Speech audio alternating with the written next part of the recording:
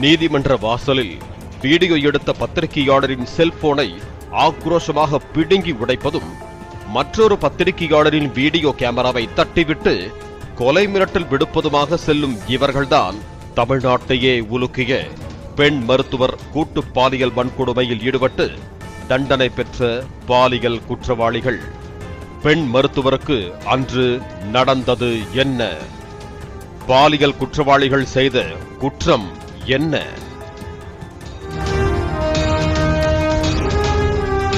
(2022) March 16 Vellore மாவட்டம் காட்பாடி.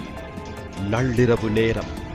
தனியார் திரையரங்கில் தனது ஆண் நண்பருடன் படம் பார்த்துவிட்டு வந்து கொண்டிருந்தார் சிஎம்சி மருத்துவமனை பெண் மருத்துவர். அவர்களை நோட்டமிட்டு ஆட்டோவில் பின்தொடர்ந்தது 5 பேர் கொண்ட கும்பல். எங்க போகணும், வாங்க, பயணிகளின் ஆட்டோதான் என கூற, உண்மை என நம்பி பெண் மருத்துவரும் அவரது ஆண் நண்பரும் ஆட்டோவில் ஏறி உள்ளனர்.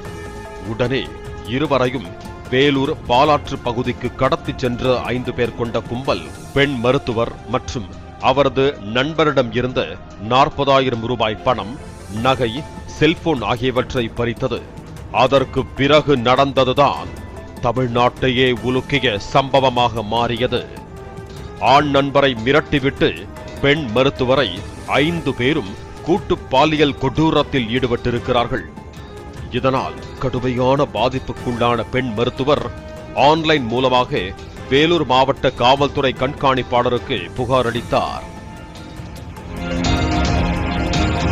புகாரின் பேரில் வழக்கு பதிவு செய்த வேலூர் வடக்கு காவல்துறையினர் தனிப்படை அமைத்து வேலூர் சத்துவாச்சாரி வஉசி நகர் பகுதியைச் சேர்ந்த ஆட்டோ ஓட்டுநர் பார்த்திபன், கூலி தொழிலாளி மணிகண்டன் என்கிற மணி, பாரா என்கிற பரத், சந்தோஷ் என்கிற மண்டை மற்றும் 17 வயது சிறுவன் உள்பட 5 பேரையும் அதிரடியாக தட்டி தூக்கியது காவல்துறை.